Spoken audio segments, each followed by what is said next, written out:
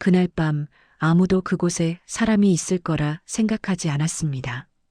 산은 조용했고 땅은 아무 말도 하지 않았습니다.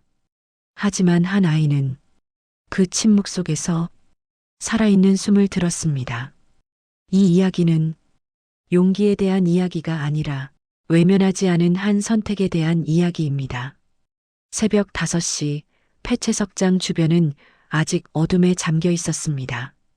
16살 김도윤은 녹슨 철근 사이를 조심스럽게 걸었어요. 손에는 낡은 장갑이 끼워져 있었고 등에는 누더기 배낭이 매달려 있었죠. 고철을 찾아다니는 일은 도윤에게 익숙했습니다. 시설에서 나온 지 6개월 고시원 월세를 내려면 이런 일이라도 해야 했어요. 어제는 철근 5kg을 주어 10,000원을 벌었습니다. 오늘은 조금 더 깊숙이 들어가 보기로 했죠. 폐채석장 안쪽은 위험했습니다. 무너진 돌더미들과 녹슨 기계들이 여기저기 널려 있었어요. 하지만 도윤은 걱정하지 않았습니다. 어차피 무서운 건 어둠이 아니라 내일 내야 하는 월세였으니까요. 여기도 없네. 도윤이 중얼거리며 철근 더미를 뒤적였습니다. 그때였어요. 발밑에서 이상한 느낌이 전해졌습니다. 땅이 미세하게 흔들리는 것 같았죠. 도윤은 멈춰 섰습니다. 귀를 기울였어요. 바람 소리도 들리지 않았습니다. 하지만 분명 뭔가 있었어요.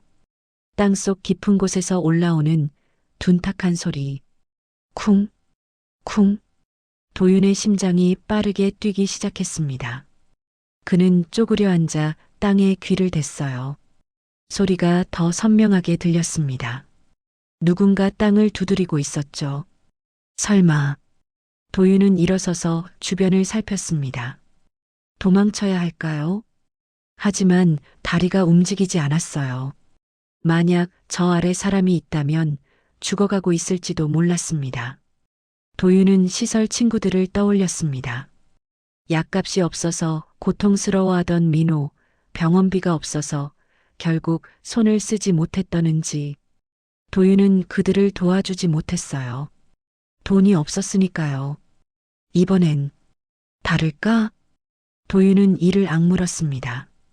그는 주변에 떨어진 부러진 파이프를 집어들었어요. 삽은 없었지만 이것으로도 충분할 것 같았죠. 땅을 파기 시작했습니다. 파이프 끝으로 흙을 긁어내고 손으로 퍼냈어요. 장갑은 금세 찢어졌고 손톱 사이로 흙이 파고들었습니다. 하지만 도윤은 멈추지 않았어요.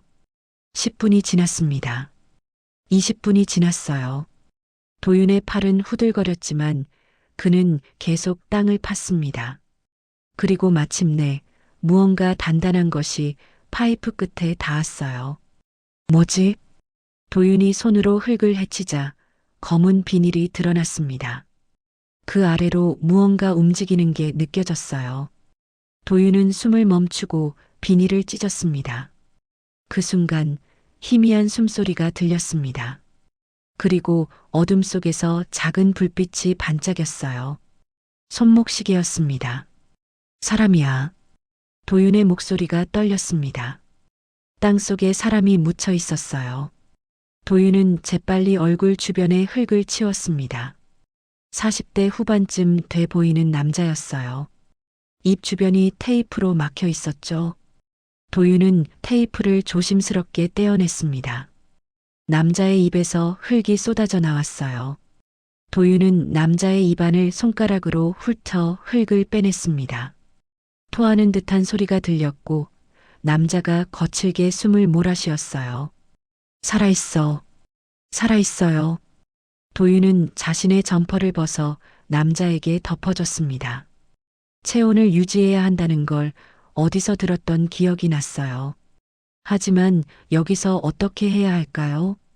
휴대폰이 있었다면 바로 신고했을 겁니다.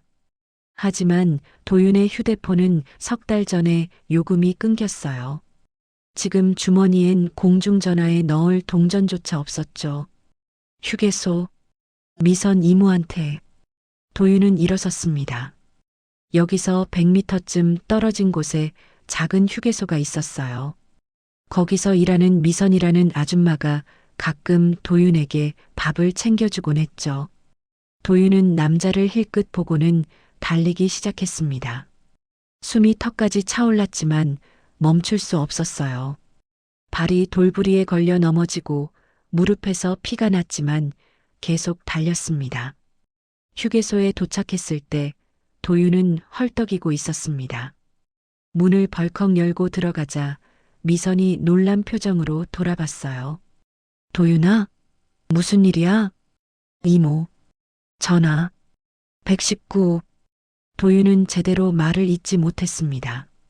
미선이 재빨리 다가와 도윤의 어깨를 붙잡았어요. 진정하고 천천히 말해봐. 사람이 땅에 묻혀 있어요. 미선의 얼굴이 굳었습니다. 그녀는 즉시 전화기를 들었어요. 어디? 정확히 어디? 폐채석장 안쪽 철근 더미요. 미선이 119에 신고하는 동안 도윤은 다시 채석장으로 달려갔습니다. 남자를 혼자 두고 올 수 없었어요. 미선도 뒤따라왔습니다. 채석장에 도착하자 남자는 여전히 그 자리에 있었습니다. 의식이 희미한 상태였어요. 도윤은 남자 옆에 쪼그려 앉았습니다. 괜찮아요. 곧 사람들 와요. 남자의 입술이 떨렸습니다. 무언가 말하려는 것 같았어요. 도윤은 귀를 가까이 대었습니다. 정우. 남자의 목소리는 거의 들리지 않았습니다. 도윤은 그 말을 되뇌었지만 무슨 뜻인지 알 수 없었어요. 미선이 도착해 남자를 내려다봤습니다. 그녀의 눈이 남자의 옷과 손목시계를 훑었어요. 비싼 정장이었고 시계는 수백만 원은 할 것 같았죠.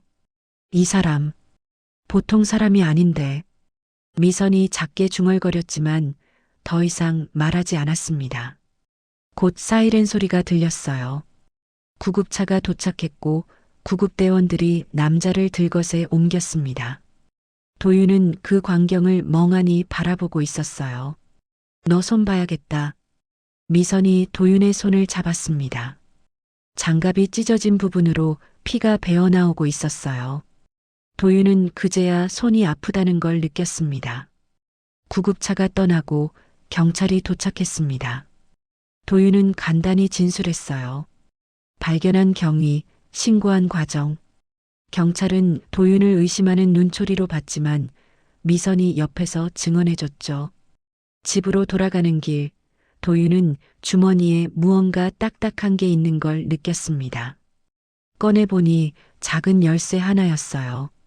언제 주머니에 들어간 건지 기억이 나지 않았죠. 열쇠에는 작은 글씨가 새겨져 있었습니다. S-17. 도윤은 열쇠를 손바닥에 올려놓고 한참을 들여다봤어요. 이게 뭐지? 하지만 답은 없었습니다. 도윤은 열쇠를 주머니 깊숙이 넣고 고시원으로 향했어요. 해가 떠오르고 있었지만 그의 마음은 여전히 어둠 속에 있었습니다. 무언가 시작된 것 같았어요. 도윤은 알 수 없는 불안감에 휩싸였습니다. 하지만 동시에 오랜만에 느껴보는 감정도 있었죠. 살아있다는 느낌이었습니다.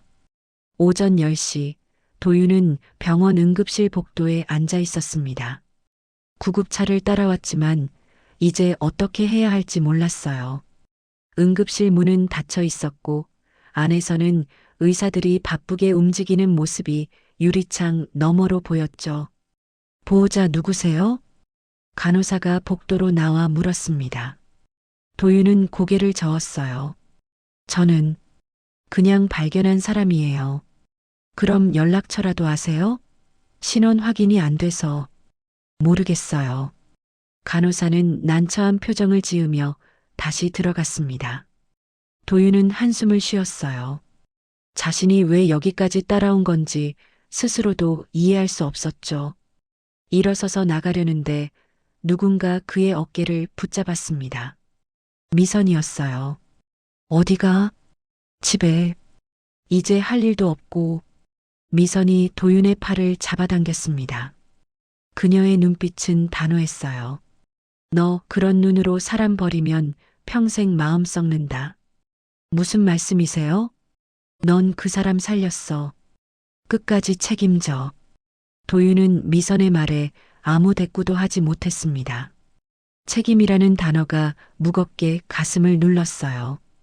1시간쯤 지났을까요? 응급실 문이 열리고 의사가 나왔습니다. 50대 초반으로 보이는 남자였어요. 환자 발견하신 분이 누구세요? 도윤이 조심스럽게 손을 들었습니다. 의사는 도윤을 위아래로 훑어보더니 한숨을 쉬었어요. 환자분 상태가 심각합니다. 질식 직전이었고 저체온증도 있었어요. 조금만 늦었어도 의사가 말을 멈췄습니다. 도윤은 그 의미를 알고 있었어요. 살 수 있어요? 지금은 안정됐습니다. 근데 이상한 게 의사가 목소리를 낮췄습니다. 이건 단순 사고가 아니에요. 매몰 흔적이 너무 정교해요. 누가 일부러 살해하려고 했다는 거죠? 미선이 끼어들었습니다. 의사가 고개를 끄덕였어요. 경찰에 신고해야 할 것 같습니다. 도윤의 얼굴이 창백해졌습니다. 경찰이라는 단어만 들어도 가슴이 철렁했어요. 시설에서 도망친 뒤 경찰을 피해 다녔던 기억이 떠올랐죠. 가봐야 해요. 도윤이 일어서려는데 간호사가 다가왔습니다. 잠깐만요. 검사비랑 응급처치비 정산해야 하는데 환자분 신원이 확인이 안 돼서 일단 선납을 해주셔야. 얼마예요? 미선이 물었습니다. 간호사가 종이를 내밀었어요. 80만 원 정도 나왔습니다. 도윤의 다리에 힘이 빠졌습니다. 80만 원. 자신이 한 달 동안 모아도 안 되는 돈이었어요. 제가 낼게요. 도윤이 떨리는 손으로 주머니를 뒤졌습니다. 구겨진 지폐 몇 장이 나왔어요. 전부 합쳐도 3만 원이 안 됐죠. 이게 전부예요? 간호사가 난처한 표정을 지었습니다. 도윤은 고개를 숙였어요. 저는 이것밖에 없어요. 미선이 한숨을 쉬며 지갑을 꺼냈습니다. 내가 일단 낼게. 안 돼요, 이모. 이모 돈으로는. 닥치고 있어. 나중에 갚으면 돼. 미선이 카드를 건네고 간호사가 계산을 처리했습니다. 도윤은 미선을 바라봤어요. 눈가가 뜨거워졌죠. 고맙습니다. 고맙긴. 밥이나 잘 먹어. 계산이 끝나고 의사가 다시 도윤에게 말했습니다. 환자분 소지품 중에 이상한 게 있었어요. 의사는 투명 봉투를 건넸습니다.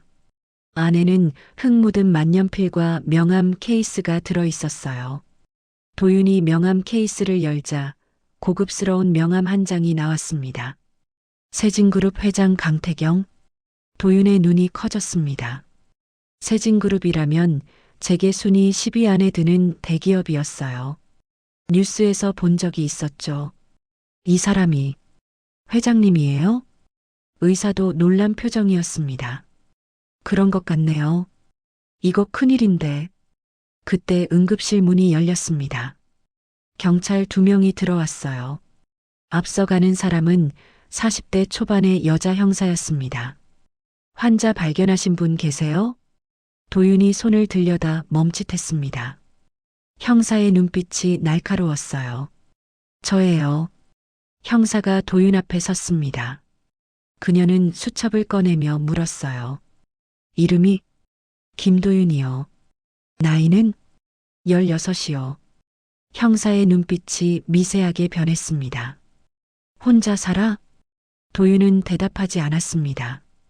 형사가 한숨을 쉬며 말했어요. 박소라 형사야. 몇 가지 물어볼게. 너 왜 그 시간에 거기 있었어? 고철. 주울어요. 고철? 네. 팔아서 돈 벌려고요. 박 형사는 도윤을 가만히 바라봤습니다. 그녀의 눈엔 동정과 경계가 섞여 있었어요. 피해자를 어떻게 발견했어? 도윤은 새벽에 있었던 일을 차근차근 설명했습니다. 땅에서 들린 소리, 파이프로 흙을 판 것, 남자를 발견한 것. 박 형사는 말없이 적어 내려갔어요. 환자분 손에 남은 흙 샘플 받았어요. 뒤에 서 있던 남자 형사가 봉투를 건넸습니다. 박 형사가 봉투를 들여다보더니 눈을 찌푸렸어요. 비닐 조각이 섞여 있네. 그리고 이건 테이프 자국? 네. 입이 막혀 있었어요. 박 형사의 표정이 굳어졌습니다. 이건 명백한 살인 시도야. 도윤아, 넌 아주 위험한 걸 발견한 거야. 제가 위험하다고요? 그래. 범인이 너를 알게 되면 넌 증인이 되는 거야. 증인은 언제나 표적이 돼. 도윤의 얼굴이 하얗게 질렸습니다. 박 형사가 그의 어깨에 손을 얹었어요. 솔직히 말해줄게. 내가 더 위험해. 그럼 저 어떡해요? 일단은 진술서 작성하고 연락처 남겨. 필요하면 보호 조치도 고려할게. 도윤은 떨리는 손으로 진술서를 작성했습니다. 주소를 쓸 때 고시원 이름을 적으며 창피함이 밀려왔어요. 진술이 끝나고 도윤은 미선과 함께 병원을 나왔습니다. 해가 중천에 떠 있었지만 도윤의 마음은 무거웠어요. 이모, 저 정말로 위험한 거예요? 모르지. 근데 도윤아. 미선이 걸음을 멈추고 도윤을 돌아봤습니다. 넌 옳은 일을 한 거야. 사람을 살렸어. 그걸 후회하면 안 돼. 도윤은 고개를 끄덕였지만 불안은 가시지 않았습니다. 그는 주머니 속 열쇠를 만지작거렸어요. 버스를 기다리는 동안 도윤의 휴대폰이 울렸습니다. 아니, 미선이 빌려준 휴대폰이었죠. 낯선 번호였어요. 여보세요? 대답은 없었습니다. 하지만 숨소리가 들렸어요. 그리고 낮은 목소리가 들려왔습니다. 그 남자 어디 있지? 도윤의 온몸에 소름이 돋았습니다. 그는 재빨리 전화를 끊었어요. 누구야? 미선이 물었지만 도윤은 대답할 수 없었습니다. 그는 주변을 돌아봤어요. 버스 정류장 건너편에 검은 승합차 한 대가 서 있었습니다. 차창은 검게 틴팅되어 있어서 안이 보이지 않았어요. 하지만 도윤은 느낄 수 있었습니다. 누군가 자신을 보고 있다는 것을요. 버스가 왔습니다. 도윤과 미선이 버스에 올랐고 버스가 출발했어요. 도윤은 뒷창으로 검은 승합차를 봤습니다. 차는 여전히 그 자리에 서 있었습니다. 움직이지 않았지만 도윤은 알고 있었어요. 이제 시작일 뿐이라는 것을요. 오후 4시 도윤은 고시원 앞 골목에서 멈춰 섰습니다. 이상한 느낌이 들었어요. 평소와 다른 공기였죠. 그는 골목 입구에 숨어서 주변을 살폈습니다. 고시원 앞에 검은 승합차가 서 있었습니다. 아까 버스 정류장에서 봤던 그 차였어요. 차 옆에는 양복 입은 남자 둘이 서서 담배를 피우고 있었죠. 도윤의 심장이 빠르게 뛰기 시작했습니다. 그는 천천히 뒤로 물러섰어요. 발소리를 죽이며 골목을 빠져나왔습니다. 시설로 돌아갈까? 하지만 도윤은 고개를 저었습니다. 시설로 가면 더 위험할 수도 있었어요. 그곳 사람들은 도윤을 좋아하지 않았죠. 문제만 일으킨다고 생각했으니까요. 도윤은 휴대폰을 꺼내 미선에게 전화를 걸었습니다. 이모, 저 지금 갈 데가 없어요. 무슨 일이야? 재고시원 앞에 이상한 사람들이 있어요. 미선은 잠시 침묵했습니다. 그리고 단호하게 말했어요. 휴게소로 와. 내가 숨겨줄게. 1시간 뒤 도윤은 휴게소 뒤편 창고에 앉아 있었습니다. 낡은 의자와 박스들이 쌓여 있는 좁은 공간이었어요. 미선이 라면과 김밥을 가져왔습니다. 일단 먹어. 고맙습니다. 도윤이 라면을 후루룩 먹는 동안 미선은 창고 문을 지키고 섰어요. 그녀의 표정은 진지했습니다. 도윤아, 내가 뭘 발견한 거야? 모르겠어요. 그냥 사람을 살렸을 뿐인데. 도윤이 주머니에서 열쇠를 꺼냈습니다. 미선에게 보여주며 물었어요. 이거 뭘까요? 미선이 열쇠를 받아들고 자세히 봤습니다. S-17이라는 각인이 선명했어요. 보관함 열쇠 같은데. 코일라커? 어디에 있을까요? 글쎄, 근처 터미널이나 역에 있을 수도 있고. 도윤의 눈빛이 반짝였습니다. 그는 라면을 다 먹고 일어섰어요. 찾아봐야겠어요. 혼자 가면 위험해. 내가 같이 갈게. 안 돼요. 이모까지 위험해지면. 미선이 도윤의 머리를 톡 쳤습니다. 닥치고 따라와. 어른이 옆에 있어야 안전해. 두 사람은 휴게소 승합차를 타고 근처 버스 터미널로 향했습니다. 터미널은 한산했어요. 저녁 시간이라 사람들이 별로 없었죠. 보관함은 터미널 2층에 있었습니다. 도윤과 미선이 보관함 구역으로 들어가자 줄지어 늘어선 사물함들이 보였어요. S-17. 어디 있지? 도윤이 번호를 하나씩 확인하며 걸었습니다. 10, 11, 12, 17번 보관함이 구석에 있었어요. 도윤은 떨리는 손으로 열쇠를 꽂았습니다. 찰칵 소리와 함께 문이 열렸어요. 안에는 작은 가방 하나가 들어 있었습니다. 뭐가 들었을까? 도윤이 가방을 꺼내 열었습니다. 안에는 3가지가 들어 있었어요. USB 하나, 구겨진 계약서 몇 장, 그리고 낡은 사진 1장. 미선이 사진을 집어들었습니다. 사진 속엔 남자 둘이 서 있었어요. 한 명은 젊은 시절의 강태경으로 보였지만 다른 한 명은 얼굴이 접혀서 보이지 않았죠. 이 사람이 회장님인 것 같은데. 옆 사람은 누구지? 도윤은 계약서를 펼쳤습니다. 복잡한 법률 용어들이 빼곡했지만 몇 가지 단어가 눈에 들어왔어요. 광산 개발, 외주 계약, 원가 조정. 이거 뭔가 이상해요. 어떻게? 숫자가 안 맞아요. 원가가 너무 높게 잡혀 있어요. 도윤은 수학을 잘했습니다. 시설에서 유일하게 100점을 받았던 과목이었죠. 숫자를 보면 패턴이 보였어요. 누가 돈을 빼돌린 것 같아요. 미선의 얼굴이 굳었습니다. 그럼 이게 증거야? 도윤이 USB를 들어 보였습니다. 이 안에 더 있을 수도 있어요. 여기서 보면 안 돼. 누가 볼 수도 있어. 미선이 주변을 살폈습니다. 보관함 구역 입구 쪽에 CCTV 카메라가 있었어요. 저거 우리 찍혔을 거예요. 빨리 나가자. 두 사람은 서둘러 터미널을 빠져나왔습니다. 하지만 주차장으로 향하는 도중 도윤이 멈춰 섰어요.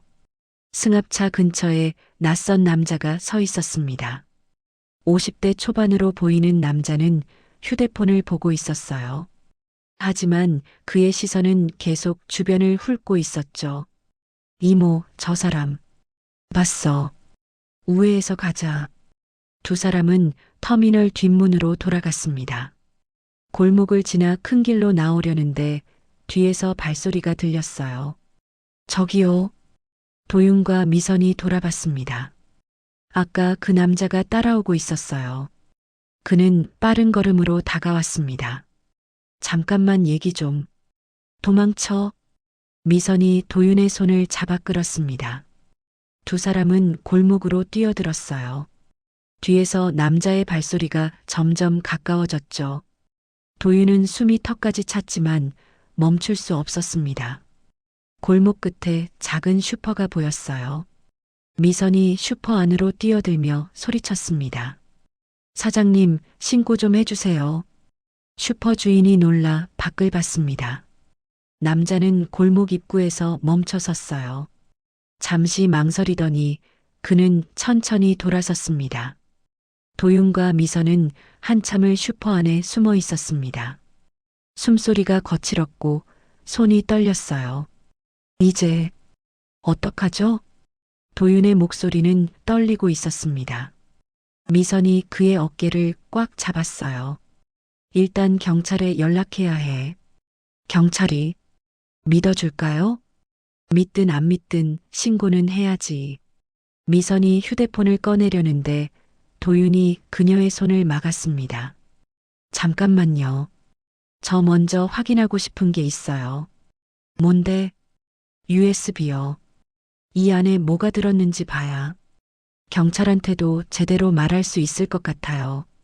미선은 한숨을 쉬었습니다. 하지만 도윤의 눈빛을 보고는 고개를 끄덕였어요. 알았어. 근처 PC방 가자. 30분 뒤 두 사람은 허름한 PC방에 앉아 있었습니다. 도윤이 USB를 꽂자 화면에 폴더 하나가 떴어요. 폴더를 열었습니다. 안에는 엑셀 파일과 PDF 파일들이 가득했어요. 도윤이 엑셀 파일을 열자 복잡한 회계 자료가 나타났습니다. 이게 뭐예요? 미선도 화면을 들여다봤지만 이해할 수 없었어요. 도윤은 천천히 스크롤을 내리며 숫자들을 봤습니다. 그의 머릿속에서 무언가 연결되기 시작했어요. 지출 내역, 외주 계약 금액, 실제 원가. 숫자들이 맞지 않았습니다. 여기 돈이 사라졌어요. 얼마나? 수백억? 어쩌면 천억도 넘을 수 있어요. 미선의 입이 벌어졌습니다. 도윤은 메모장을 꺼내 중요한 내용을 베껴 적기 시작했어요. USB는 위험해요. 누가 뺏어갈 수도 있으니까 일단 중요한 것만 적어둘게요. 도윤의 손이 빠르게 움직였습니다. 숫자와 단어들이 메모장을 채워갔어요. 마천광산 부지 개발, 외주 업체 이름, 허위원가 내역, 비자금 조성 추정액. 모두 베낀 뒤 도윤은 USB를 빼냈습니다. 그는 USB를 2개로 복사하려 했지만 PC방 컴퓨터엔 복사 기능이 막혀 있었어요. 안 되네. 괜찮아. 내가 적어둔 거면 충분해. 미선이 메모장을 받아들고 읽었습니다.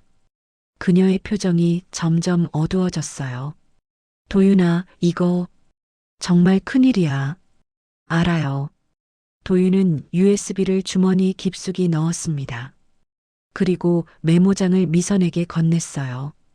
이모가 갖고 계세요. 혹시 제가 당하면. 무슨 소리야?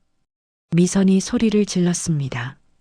PC방 안 사람들이 돌아봤어요.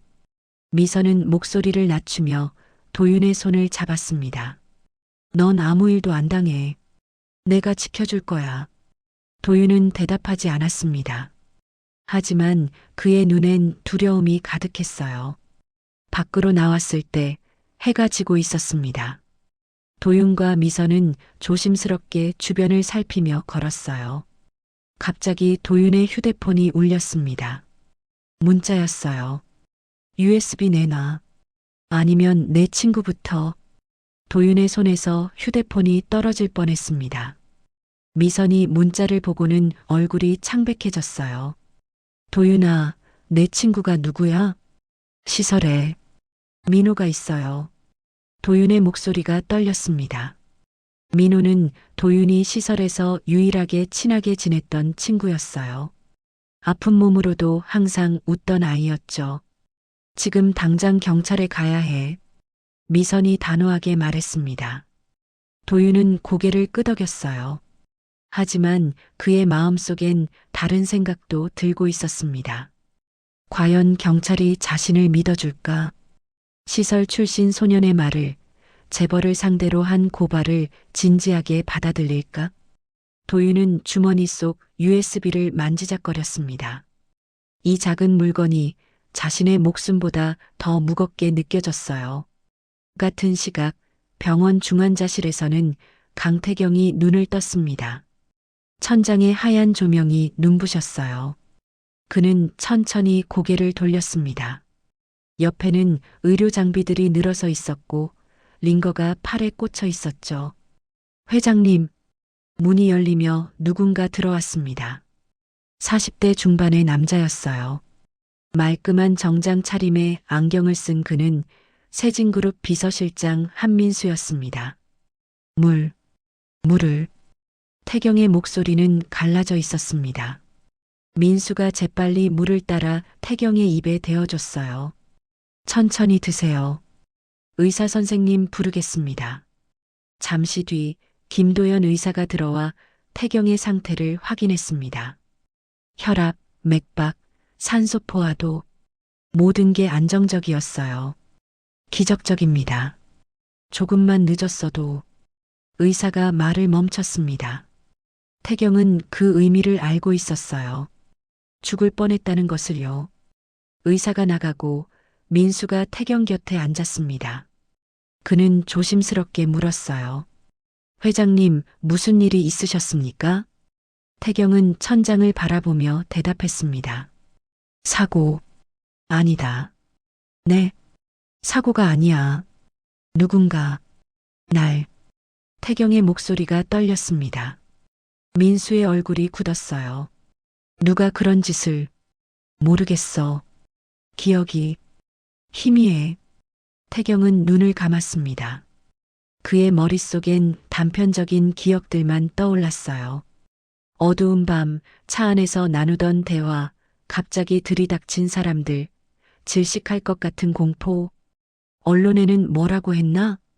아직 아무 말도 안 했습니다. 회장님 지시를 기다렸습니다. 건강 이상으로 발표하려 했겠지. 민수가 잠시 망설이다 고개를 끄덕였습니다. 본부장님께서 그렇게 하자고. 정우가. 태경이 그 이름을 중얼거렸습니다. 서정우. 세진그룹 전략본부장이자 태경의 오른팔이었던 사람이었죠. 회장님 의식이 돌아오셨으니 이제 정확한 발표를. 아니, 아직은. 기다려. 왜요? 태경은 대답하지 않았습니다. 그는 천천히 손가락을 움직였어요. 탁자 위를 두드리기 시작했죠. 규칙적인 리듬이었습니다. 똑똑똑똑. 민수는 그 소리를 듣고 있었지만 의미를 알 수 없었어요. 태경은 계속 같은 리듬을 반복했습니다. 한편 세진그룹 본사 회의실에서는 긴급 이사회가 열리고 있었습니다. 50대 초반의 서정우가 단상에 서 있었어요. 회장님께서 건강상의 이유로 당분간 경영 일선에서 물러나시기로 결정하셨습니다. 그게 무슨 말입니까? 60대 이사 한 명이 물었습니다. 정우는 침착하게 대답했어요. 회장님께서 과로로 쓰러지셨습니다. 당분간 휴식이 필요하시고요. 그럼 경영권은 누가? 제가 임시로 대행하겠습니다. 회의실이 술렁였습니다. 이사들은 서로 눈치를 봤어요. 정우는 미소를 지으며 말을 이었습니다. 물론 회장님 승인을 받았습니다. 서류도 준비되어 있습니다.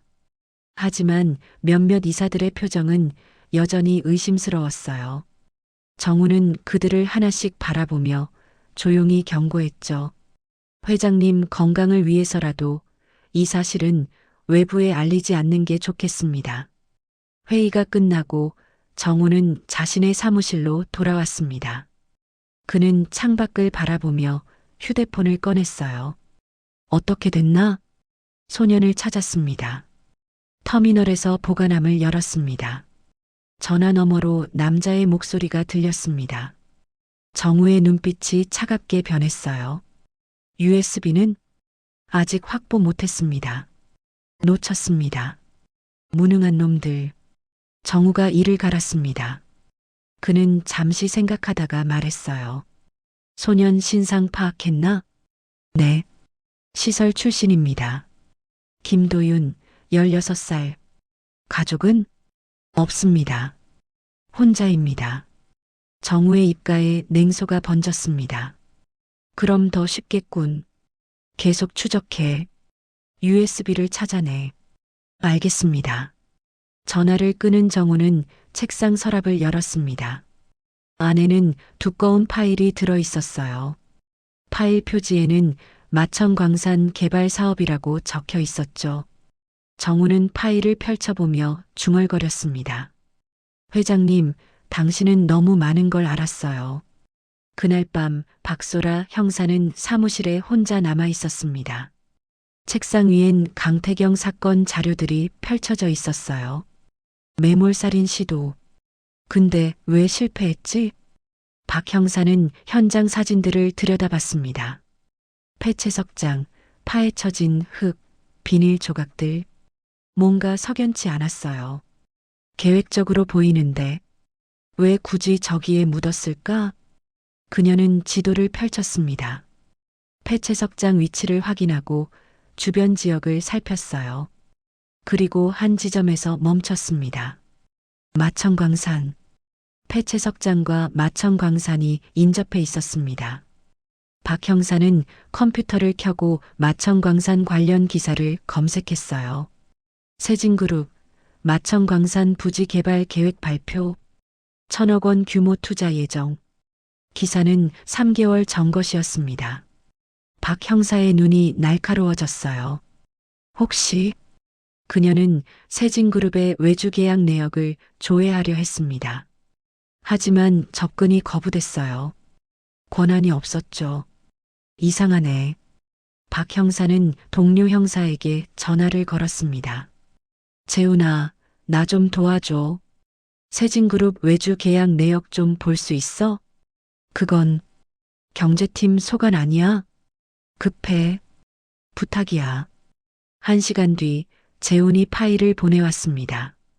박 형사가 파일을 열자 수십 개의 외주 업체 명단이 나타났어요. 그녀는 하나씩 확인하기 시작했습니다. 그리고 한 업체에서 멈췄어요. 윤창석 종합건설. 대표 윤창석. 이 사람. 박 형사는 윤창석의 전과 기록을 조회했습니다. 폭행, 공갈, 불법 용역. 전형적인 조직 출신이었어요. 세진그룹이 왜 이런 업체와 그녀는 계약 내역을 자세히 봤습니다. 마천광산 부지 정리 작업, 계약금 15억 원. 15억이나 주고 부지 정리를? 뭔가 이상했습니다. 박 형사는 파일을 인쇄하고 가방에 넣었어요. 내일 아침 일찍 윤창석을 찾아가야겠다고 생각했죠. 그때 휴대폰이 울렸습니다.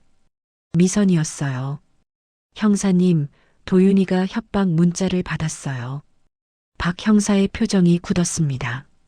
뭐라고 왔는데요? USB 내놓으라고. 안 그러면 친구부터 해치겠다고. 지금 어디 계세요? 휴게소요. 근데 도윤이가 혼자 어디 가려고 해요. 막아요. 절대 혼자 보내면 안 돼요. 박 형사는 재빨리 가방을 챙기고 사무실을 나섰습니다. 하지만 그녀가 휴게소에 도착했을 때는 이미 늦었어요. 도윤은 사라진 뒤였습니다. 미선이 울먹이며 말했어요. 화장실 간다고 하더니 뒷문으로 나간 것 같아요. 쪽지를 남겼어요. 쪽지에는 짧은 글씨가 적혀 있었습니다. 민호를 지켜야 해요. 저 혼자 갈게요. 이모, 고마웠어요. 박 형사는 주먹을 쥐었습니다. 이 바보 같은. 그녀는 재빨리 차에 올라타며 무전기를 켰어요. 본청, 미성년자 실종 건으로 지원 요청합니다. 김도윤, 16세. 밤은 깊어갔습니다. 도윤은 어둠 속을 혼자 걷고 있었어요. 주머니 속 USB가 무겁게 느껴졌습니다. 그는 시설로 향하고 있었습니다.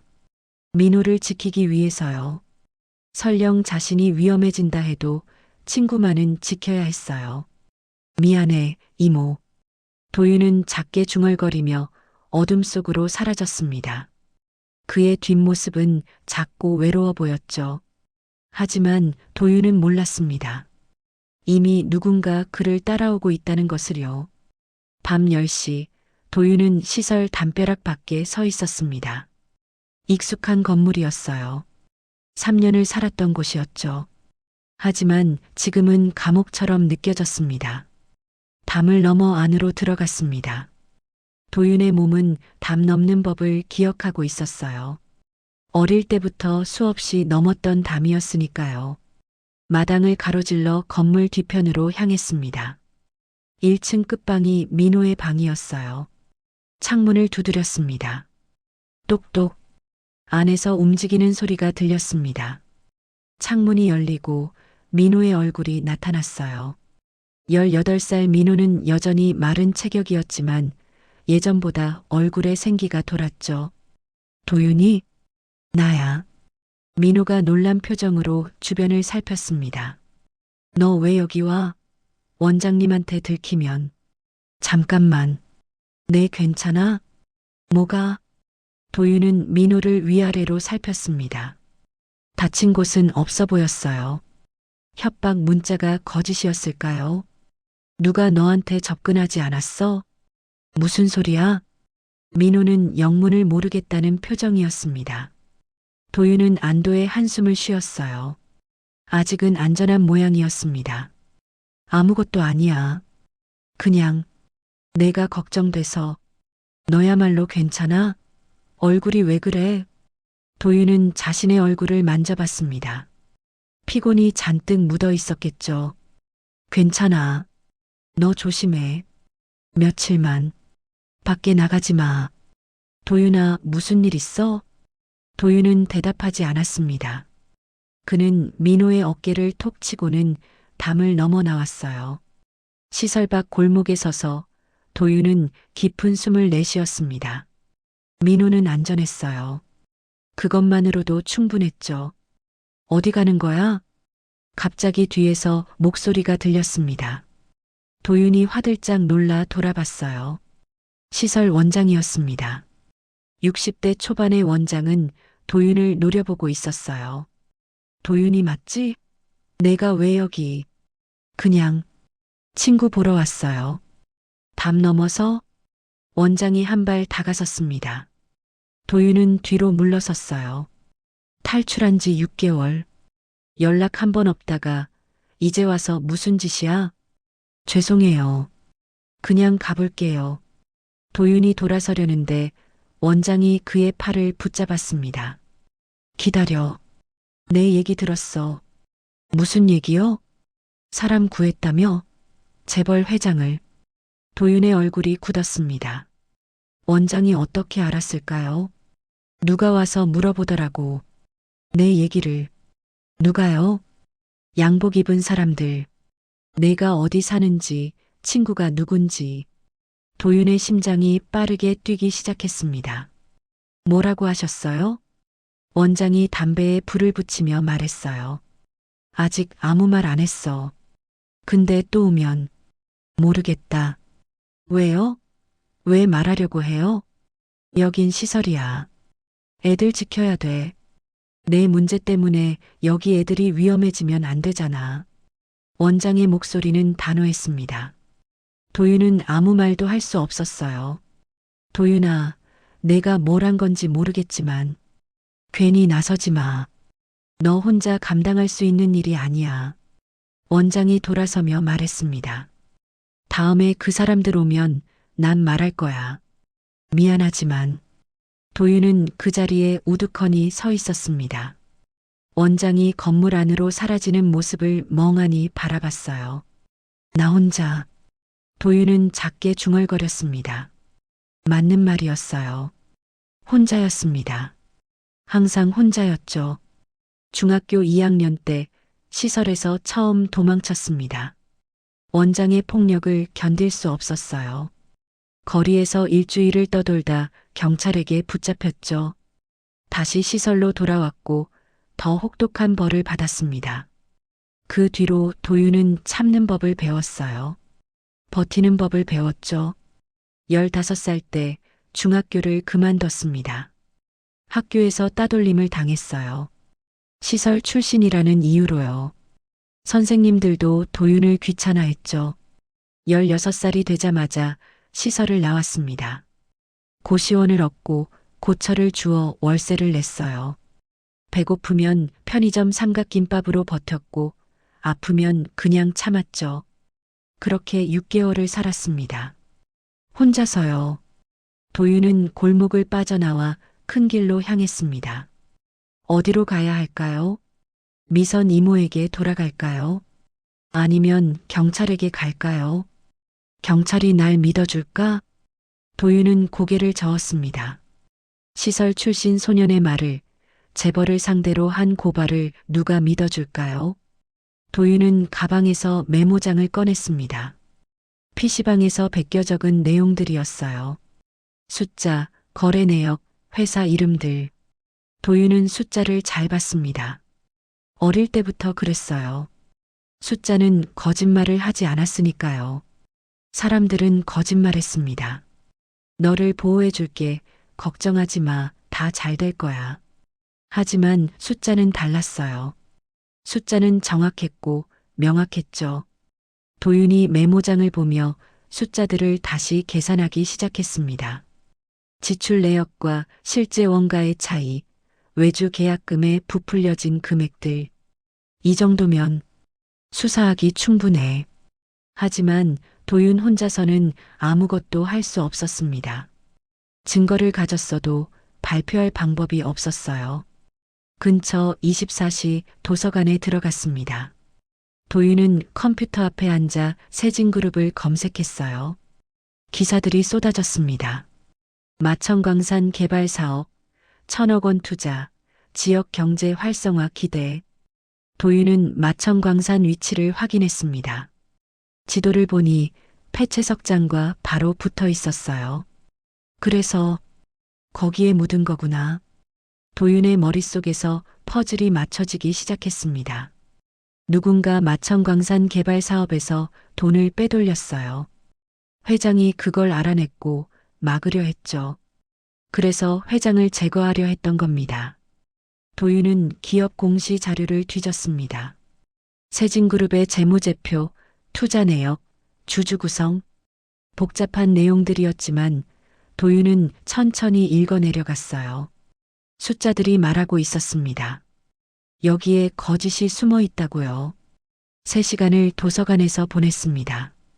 도윤은 추가로 메모를 작성했어요. 이제 증거는 더 탄탄해졌습니다. 도서관을 나올 때는 새벽 2시였습니다. 거리는 고요했어요. 도윤은 휴대폰을 꺼내 박소라 형사에게 전화를 걸까 망설였습니다. 그때였어요. 뒤에서 차 한 대가 다가왔습니다. 헤드라이트가 도윤을 비췄죠. 도윤이 돌아보려는 순간 차 문이 열리고 두 남자가 뛰어내렸습니다. 저기, 도윤은 반사적으로 달렸습니다. 가방을 꽉 붙잡고 골목으로 뛰어들었어요. 뒤에서 발소리가 따라왔죠. 숨이 턱까지 찼습니다. 다리가 후들거렸어요. 하지만 멈출 수 없었습니다. 골목 끝에 작은 공터가 나타났습니다. 막다른 길이었어요. 도윤은 담을 넘으려 했지만 이미 늦었습니다. 두 남자가 도윤을 둘러쌌어요. 이놈이 도윤이구나. 한 남자가 말했습니다. 40대 후반으로 보이는 남자는 흉터가 있는 얼굴로 도윤을 노려봤어요. USB 어디 있어? 도윤은 대답하지 않았습니다. 남자가 한 발 다가섰어요. 어차피 넌 끝이야.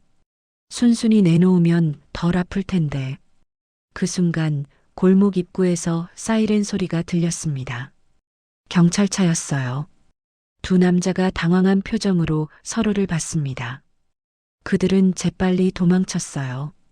경찰차 문이 열리고 박소라 형사가 뛰어내렸습니다. 도윤아. 도윤은 그 자리에 주저앉았습니다. 다리에 힘이 풀렸어요. 박 형사가 도윤 옆에 쪼그려 앉았습니다. 괜찮아? 도윤은 고개를 끄덕였지만 눈물이 흘러내렸어요. 참았던 두려움이 한꺼번에 밀려왔습니다. 무서웠지. 이제 괜찮아. 박 형사가 도윤의 등을 두드려줬습니다. 도윤은 한참을 울었어요. 형사님, 저 정말 혼자예요. 알아. 근데 이제 아니야. 내가 있잖아. 박 형사의 목소리는 따뜻했습니다. 도윤은 처음으로 느꼈어요. 어른이 자신을 지켜준다는 걸요. 이제 경찰서 가자. 내가 알고 있는 거 다 말해줘. 도윤은 고개를 끄덕였습니다. 그는 가방에서 메모장과 USB를 꺼냈어요. 이거 증거예요. 박 형사가 메모장을 받아들고 읽기 시작했습니다. 그녀의 눈이 점점 커졌어요. 이걸 내가 다 정리한 거야? 네. 숫자가 안 맞아요. 누가 돈을 빼돌렸어요. 박 형사는 도윤을 새롭게 바라봤습니다. 16살 소년이 재벌 비리의 핵심을 파악한 겁니다. 도윤아, 넌 정말 대단한 애야. 저는 그냥 살고 싶었을 뿐이에요. 도윤의 목소리는 떨렸습니다. 박 형사가 그의 손을 꽉 잡았어요. 이제 살 수 있어. 약속할게. 두 사람은 경찰차에 올라탔습니다. 새벽 거리를 지나며 도윤은 창밖을 바라봤어요. 혼자가 아니라는 게 이렇게 따뜻한 거였구나. 도윤은 처음으로 그걸 알았습니다. 새벽 4시 경찰서 조사실에서 도윤은 박소라 형사 앞에 앉아 있었습니다. 탁자 위엔 USB와 메모장이 놓여 있었어요. 이 자료들 정말 내가 혼자 정리한 거야? 박 형사가 메모장을 넘기며 물었습니다. 도윤은 고개를 끄덕였어요. 숫자가 안 맞았어요. 지출 내역이랑 실제 원가가 달라요. 얼마나? 700억 원쯤. 어쩌면 더 많을 수도 있어요. 박 형사의 얼굴이 굳었습니다. 700억. 엄청난 금액이었어요. 이걸 경찰에 정식으로 제출할 거지? 도윤은 잠시 망설였습니다. 박 형사는 좋은 사람이었어요. 하지만 경찰서에도 나쁜 사람이 있을 수 있었죠. 형사님, 경찰 안에도 그 사람들이랑 연결된 사람 있을 수 있어요. 박 형사는 도윤의 말에 반박하지 않았습니다. 그녀도 알고 있었어요. 세진그룹 같은 대기업이라면 경찰 내부에도 영향력이 있을 거였죠. 그럼 어떻게 할 건데? 저 기자한테 제보하고 싶어요. 기자? 도윤은 고개를 끄덕였습니다. 뉴스에 나오면 숨길 수 없잖아요. 박 형사는 한참을 생각했습니다. 도윤의 말이 틀리지 않았어요. 하지만 위험했죠. 기자가 이걸 제대로 다룰지 모르잖아. 조회수만 노리고 왜곡할 수도 있어. 그럼 어떻게 해야 해요? 도윤의 목소리는 절박했습니다. 박 형사가 도윤의 손을 잡았어요. 일단 증거를 확실하게 만들자. USB 내용을 분석하고 전문가 검증을 받아서 시간이 없어요. 그 사람들이 계속 저를 찾고 있어요. 알아. 근데 급하게 움직이면 더 위험해. 그때 조사실 문이 열렸습니다. 40대 후반의 남자 형사가 들어왔어요. 소라야, 지금 뭐 하는 거야? 선배님, 이 사건 봐주세요. 세진그룹이. 세진그룹? 남자 형사의 얼굴이 굳었습니다. 그는 도윤을 힐끗 보고는 박 형사를 복도로 불렀어요. 너 미쳤어? 세진그룹 건드리면 어떡해? 복도에서 들리는 목소리가 조사실까지 새어 들어왔습니다. 도윤은 귀를 기울였어요. 선배님, 이건 살인 미수예요. 묻을 수 없어요. 그래도 위에서 손대지 말라고 했어. 누가요? 서장님이야. 세진그룹 법무팀에서 계속 전화가 온대. 조용히 마무리하라고. 도윤의 심장이 철렁 내려앉았습니다. 경찰도 믿을 수 없었어요. 박 형사가 다시 조사실로 들어왔을 때 도윤은 이미 결심한 얼굴이었습니다. 형사님, 저 혼자 할게요. 무슨 소리야? 경찰도 저를 지켜줄 수 없잖아요. 그럼 제가 직접. 안 돼. 넌 아직 16이야. 박 형사가 소리를 질렀습니다. 하지만 도윤의 눈빛은 흔들리지 않았어요. 형사님은 저를 지켜줬어요. 고마워요. 근데 이제부터는 제가 해야 할 일이에요. 도윤은 USB와 메모장을 집어들었습니다. 박 형사가 그를 막으려 했지만 도윤은 재빨리 조사실을 빠져나갔어요. 도윤아. 하지만 도윤은 돌아보지 않았습니다. 그는 경찰서를 나와 새벽 거리를 걸었어요. 회장님한테 직접 전달하자. 도윤은 결심했습니다. 강태경 회장이라면 이 증거를 제대로 사용할 수 있을 거였어요. 그리고 자신을 지켜줄 수도 있었죠. 하지만 병원에 어떻게 들어갈까요? 경호가 삼엄할 텐데요. 도윤은 병원 근처 편의점에 들어갔습니다. 아르바이트생에게 물었어요. 여기서 병원에 배달 많이 가나요? 네, 꽃 배달이나 음식 배달 자주 가요. 도윤의 눈이 반짝였습니다. 배달을 이용하면 병원에 들어갈 수 있을 거였어요. 근처 꽃집을 찾았습니다. 새벽에도 문을 연 꽃집이 있었어요. 도윤이 들어가자 40대 주인 아주머니가 반겼습니다. 어서 오세요. 꽃, 병원에 배달하고 싶은데요. 몇 호실이에요? 도윤은 강태경이 입원한 병실 번호를 모르고 있었습니다. 하지만 중환자실일 거라고 추측했어요. 중환자실이요. 이름은 강태경이요. 아주머니의 눈이 커졌습니다. 혹시 세진그룹 회장님? 네. 아는 분이에요. 아주머니는 도윤을 위아래로 훑어봤습니다. 초라한 옷차림이었지만 거짓말하는 눈빛은 아니었어요. 배달비 포함해서 5만 원이에요. 도윤은 주머니를 뒤졌습니다. 전 재산이 3만 원밖에 없었어요. 저 3만 원밖에 없는데. 아주머니가 한숨을 쉬었습니다. 2만 원 깎아줄게. 대신 꽃은 작은 걸로. 감사합니다. 도윤은 3만 원을 건넸습니다.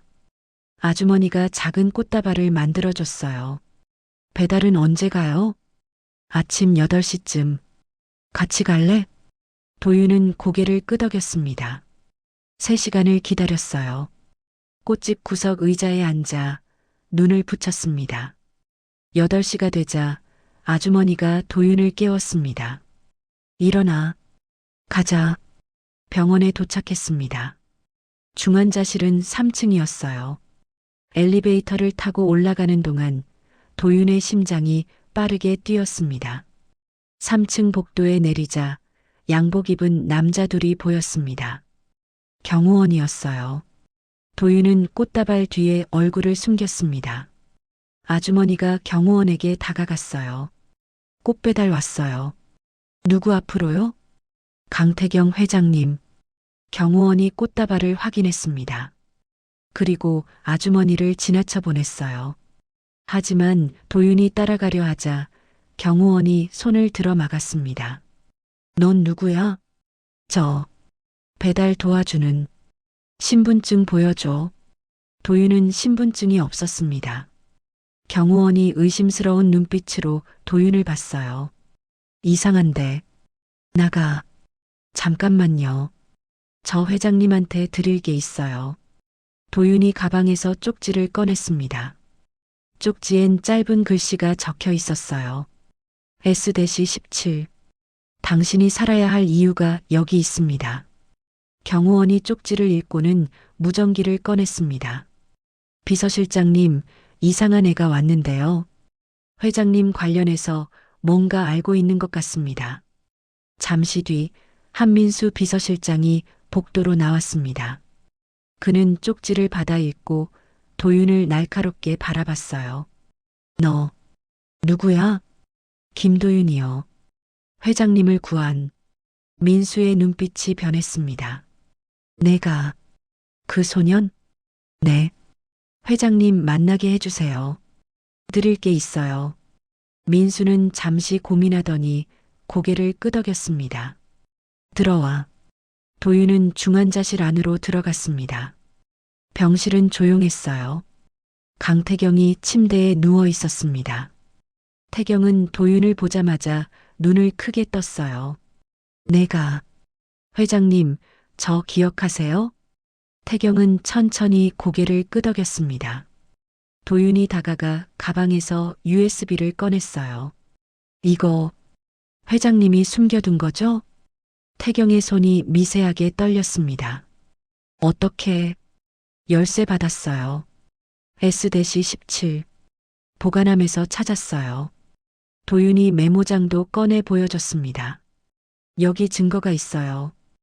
허위원가, 외주 리베이트, 비자금. 전부요. 태경은 메모장을 받아들고 읽기 시작했습니다. 그의 눈빛이 점점 날카로워졌어요.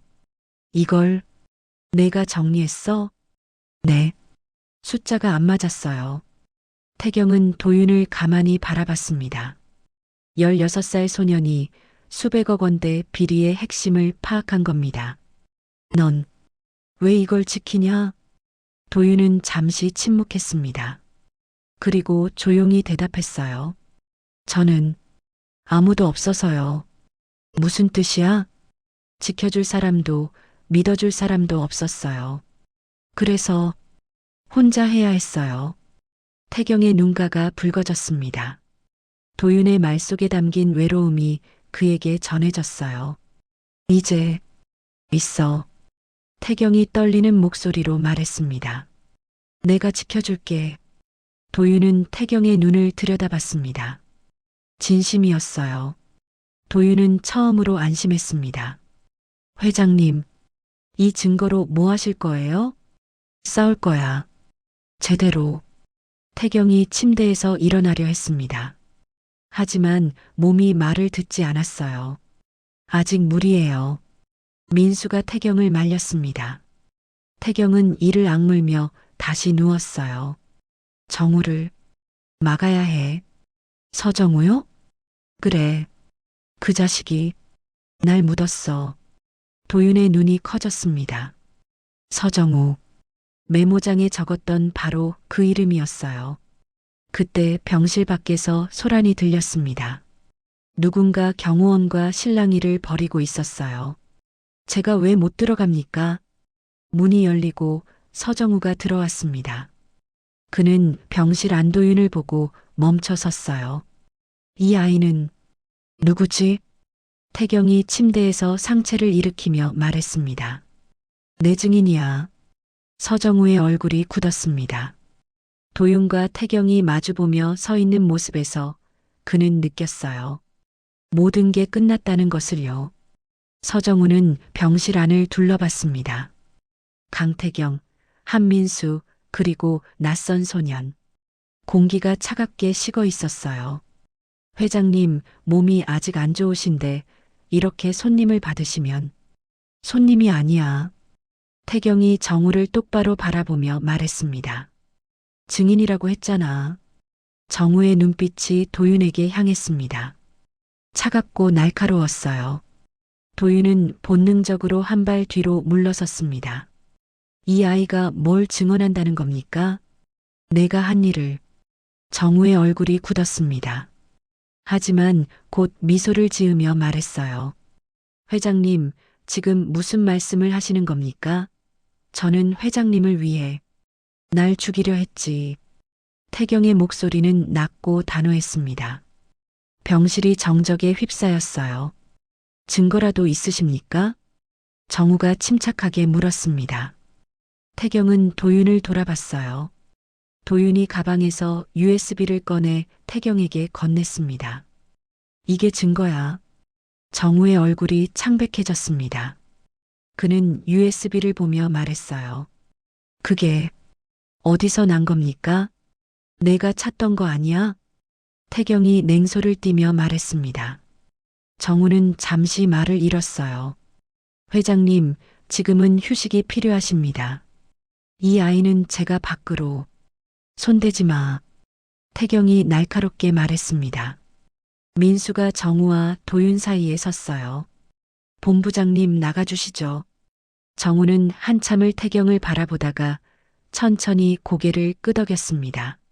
알겠습니다.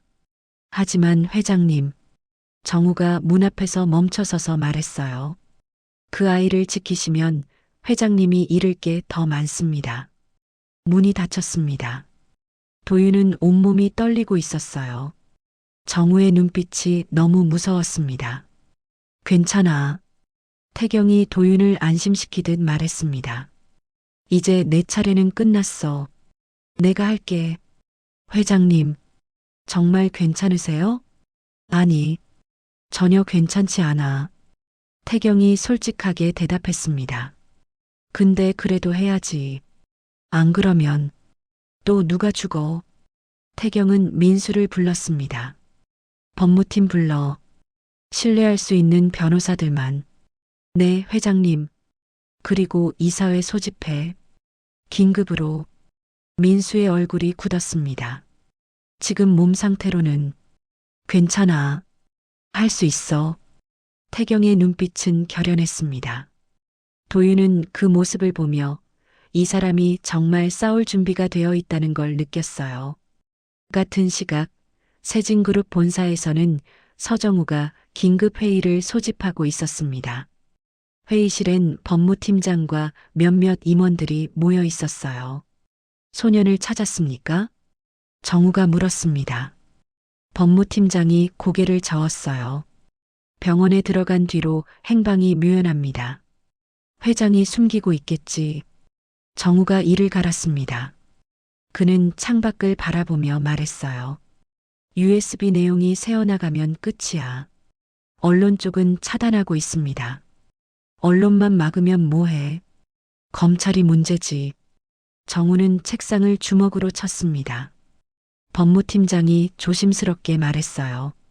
본부장님, 이제 물러나시는 게. 닥쳐. 정우가 소리를 질렀습니다. 회의실이 조용해졌어요. 난 15년을 이 회사 위에 일했어. 회장이 놓친 거 내가 다 챙겼다고. 근데 이제 와서 물러나? 정우의 목소리는 떨리고 있었습니다. 분노인지 두려움인지 알 수 없었어요. 마천광산 개발 관련 서류 전부 폐기해. 외주 계약서도 다시 만들고. 그건 시간이 걸립니다. 빨리 해. 정우가 회의실을 나갔습니다. 복도를 걸으며 그는 휴대폰을 꺼냈어요. 윤창석? 나야. 네, 본부장님. 전화 너머로 거친 목소리가 들렸습니다. 소년 처리 못했다며? 죄송합니다. 경찰이 변명 말고 다시 찾아.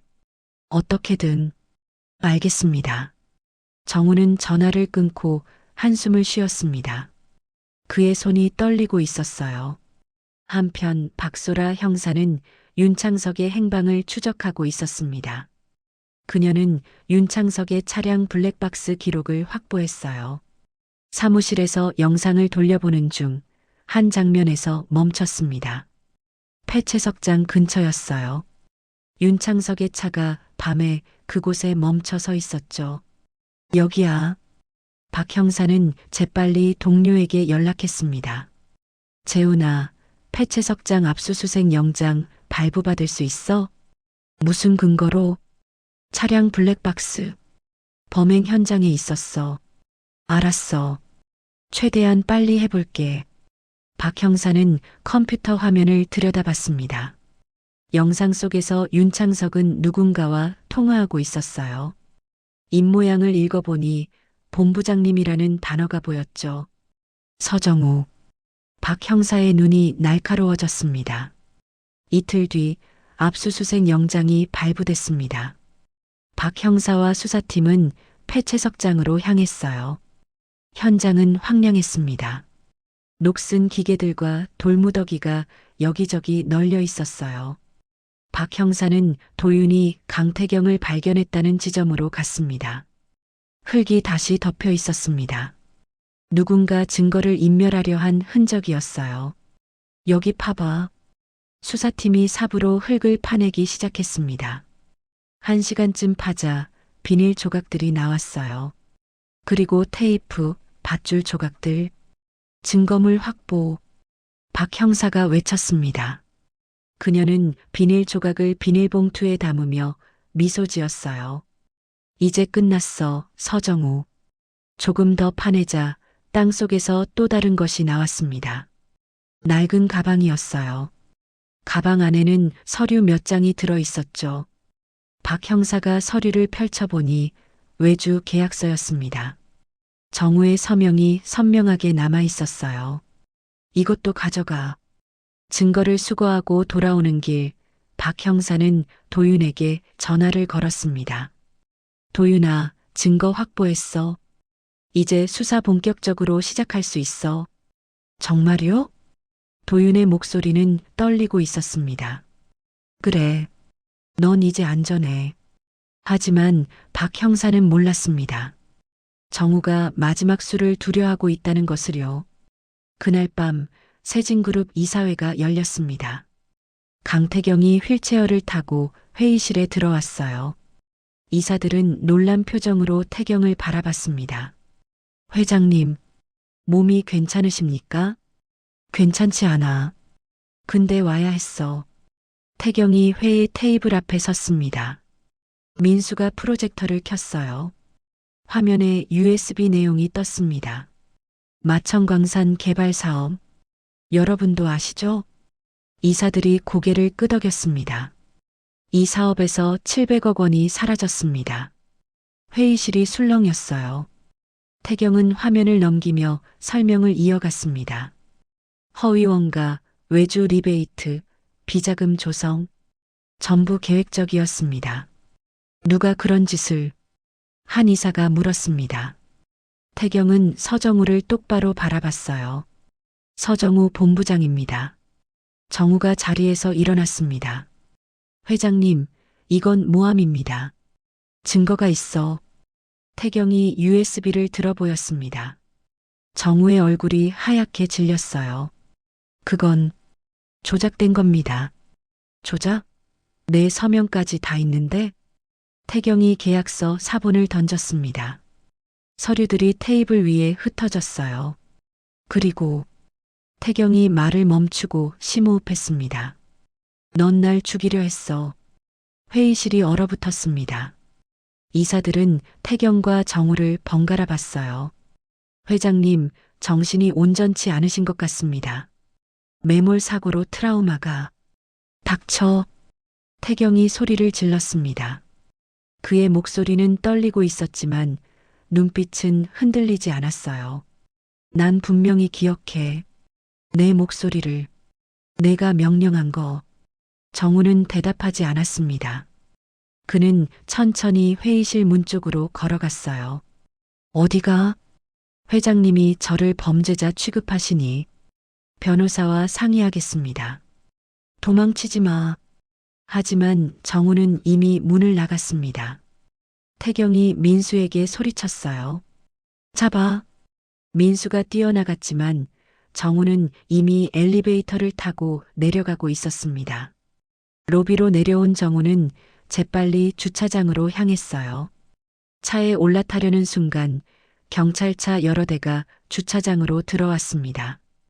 박소라 형사가 차에서 내려 정우에게 다가갔어요.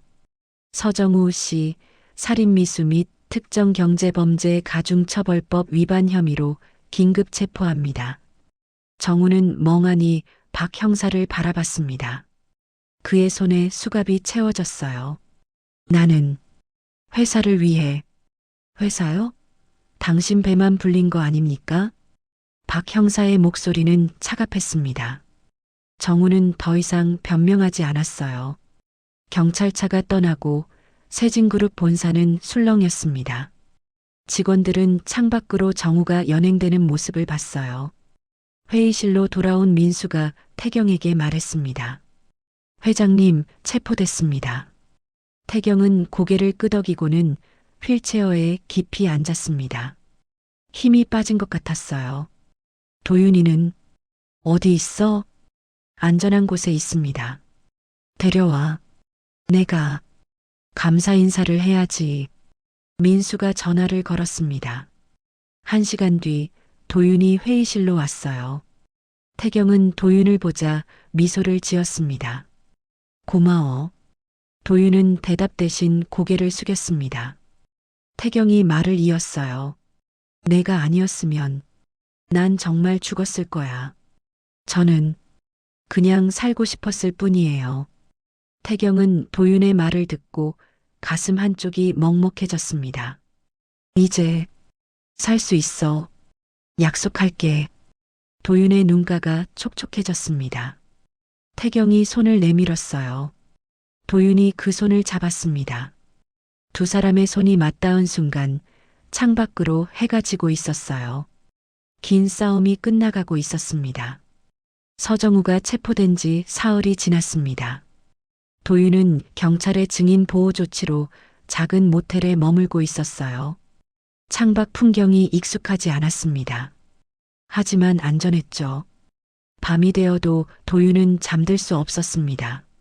눈을 감으면 땅속 어둠이 떠올랐어요. 질식할 것 같던 그 공포, 뒤쫓아오던 남자들, 정우의 차가운 눈빛. 새벽 3시 도윤은 침대에서 일어나 창가에 섰습니다. 거리는 고요했어요. 하지만 도윤의 가슴속은 여전히 불안으로 가득했죠. 아침이 되자 박소라 형사가 찾아왔습니다. 손에는 따뜻한 빵과 우유가 들려 있었어요. 잤어? 도윤은 고개를 저었습니다. 박 형사가 한숨을 쉬며 말했어요. 트라우마 상담 받아야겠다. 내가 예약해 줄게. 괜찮아요. 괜찮지 않아. 내 눈 봐. 다크서클이 여기까지 내려왔어. 박 형사가 빵을 건네며 앉았습니다. 도윤도 옆에 앉았어요. 도윤아, 강태경 회장님이 너 보고 싶어 하셔. 저요? 응. 학교 얘기, 거쳐 얘기하고 싶으시대. 도윤은 잠시 침묵했습니다. 학교, 오래전에 포기했던 것이었어요. 저는 학교 안 가도 돼요. 왜? 어차피 적응 못해요. 시설 출신이라고 다들 피하거든요. 박 형사가 도윤의 어깨를 두드렸습니다. 그건 예전 얘기야. 이제 달라질 거야. 뭐가 달라져요? 전 여전히 혼자예요. 도윤의 목소리는 떨리고 있었습니다. 박 형사는 대답하지 않고 그저 도윤 옆에 앉아 있었어요. 오후 도윤은 병원으로 태경을 찾아갔습니다. 태경은 침대에 앉아 서류를 보고 있었어요. 도윤이 들어오자 그는 서류를 내려놓고 미소 지었습니다. 왔구나. 네. 도윤이 조심스럽게 다가갔습니다. 태경은 옆 의자를 가리키며 앉으라고 했어요. 잘 지냈어? 네. 그런데 회장님은요? 나 좀 나아졌어. 아직 몸이 말을 안 듣지만. 태경이 자신의 다리를 내려다봤습니다. 재활 치료를 받고 있었지만 아직 혼자 걷기는 어려웠어요. 도윤아, 너 학교 가고 싶지 않아? 도윤은 고개를 저었습니다. 왜? 저는 공부 못해요. 거짓말. 넌 그 복잡한 회계 자료 정리했잖아. 태경의 말에 도윤은 아무 대꾸도 하지 못했습니다. 태경이 말을 이었어요. 학교 보낼게. 집도 마련해주고. 왜요? 내가 날 살렸으니까. 도윤은 태경을 바라봤습니다. 태경의 눈엔 진심이 담겨 있었어요. 대신 진실만 밝혀주세요. 무슨 진실? 왜 회장님이 거기 묻혔는지요? 정말로 서정우가 한 건지요? 태경은 잠시 침묵했습니다. 그리고 천천히 고개를 끄덕였어요. 말해줄게. 전부. 태경은 숨을 깊이 들이마셨습니다. 3개월 전이었어. 마천광산 개발 사업 회계 감사를 하다가 이상한 걸 발견했지. 돈이 새고 있었어. 누가요? 정우였어. 외주 업체를 통해서 빼돌리고 있었지. 처음엔 몰랐어. 정우를 믿었으니까. 태경의 목소리는 떨리고 있었습니다. 증거를 모았어. 조용히. 정우가 눈치채지 못하게. 그리고 보관함에 숨겨뒀지. S-17호? 맞아. 내가 아는 사람 중에 가장 안전한 곳이었어. 도윤은 고개를 끄덕였습니다. 태경이 말을 이었어요. 정우와 마지막으로 만난 날. 계약서를 돌려받으려 했어. 협상하려고. 근데 태경의 손이 떨렸습니다. 차 안에서 정우가 갑자기 사람들을 불렀어. 윤창석이랑 그 부하들. 날 끌고 갔지. 폐채석장으로. 그리고 묻은 거예요? 응. 죽은 줄 알았어. 정말로. 태경의 눈가가 붉어졌습니다. 도윤은 태경의 손을 꽉 잡았어요. 이제 안전해요. 고마워, 도윤아. 두 사람은 한참을 말없이 앉아 있었습니다. 같은 시각 검찰청에서는 서정우 조사가 진행되고 있었습니다. 윤창석도 함께 체포되어 조사를 받고 있었어요. 서정우 씨 인정하십니까? 검사가 물었습니다. 정우는 고개를 저었어요. 전 회장을 위해서 한 겁니다. 회장을 위해서 매몰시켰다고요? 아닙니다. 회사를 위해서 돈을 관리한 겁니다. 관리가 아니라 횡령이죠. 검사가 서류를 던졌습니다. 정우는 서류를 보지 않았어요. 회장님은 이상주의자입니다. 돈을 어떻게 쓰는지 몰라요. 전 그걸 바로잡는다고 살인을 시도합니까? 정우는 대답하지 않았습니다. 검사가 한숨을 쉬며 말했어요. 윤창석 씨가 전부 자백했습니다. 당신 지시로 강태경 회장을 매몰했다고. 정우의 얼굴이 창백해졌습니다. 그건 그 자식이 거짓말을. 증거도 있습니다. 통화 기록, 계좌 이체 내역, 블랙박스 영상. 검사가 파일을 펼쳤습니다. 정우는 파일을 보고 고개를 떨구었어요. 전 회사를 위해서였습니다. 회사가 아니라 자신을 위해서죠. 검사의 목소리는 차갑했습니다. 정우는 더 이상 변명하지 않았어요. 한편 언론에서는 세진그룹 사건이 연일 보도되고 있었습니다. 도윤의 이름도 함께 나왔어요. 시설 출신 소년, 재벌 회장 구애, 16소년이 밝혀낸 700억 비리. 기사 제목들이었습니다. 하지만 일부 언론은 다르게 보도했어요. 소년 보상금 노렸나?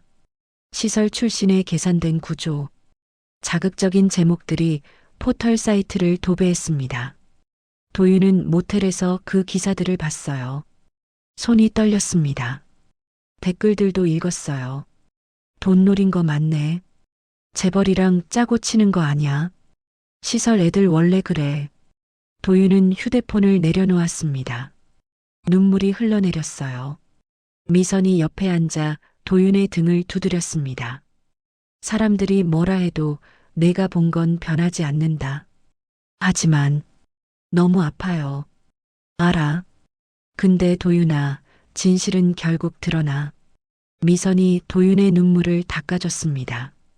넌 잘못한 게 없어. 사람을 살렸어. 그게 전부야. 도윤은 미선의 품에 안겨 울었습니다. 참았던 감정들이 쏟아져 나왔어요.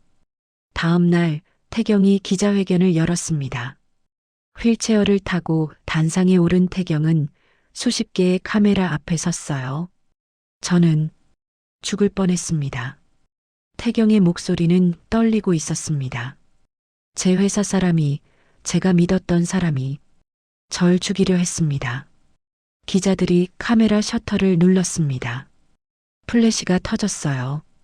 하지만 한 소년이 저를 살렸습니다. 김도윤 군입니다. 태경이 잠시 말을 멈추고 심호흡했습니다.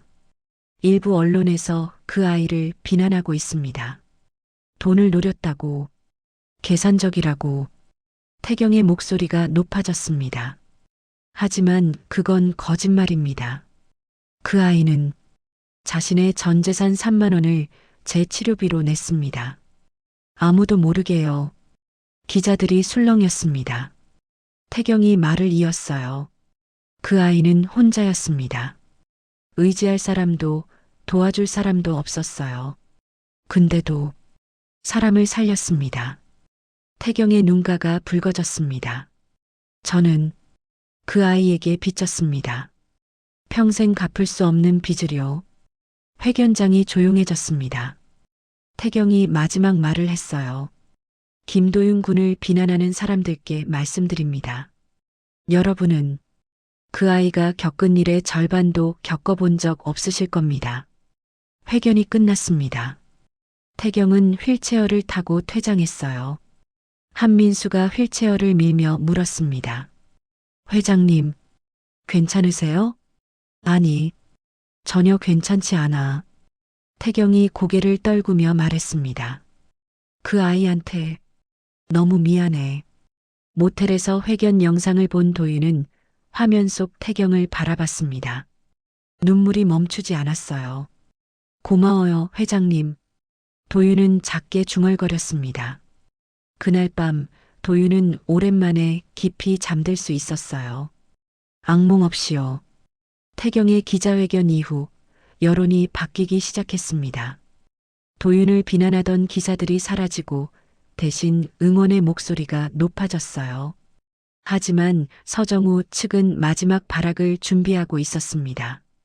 일주일 뒤밤 도윤은 미선의 휴게소 2층 방에서 지내고 있었습니다. 경찰 보호가 해제됐지만 미선이 도윤을 혼자 둘 수 없다며 데려왔죠.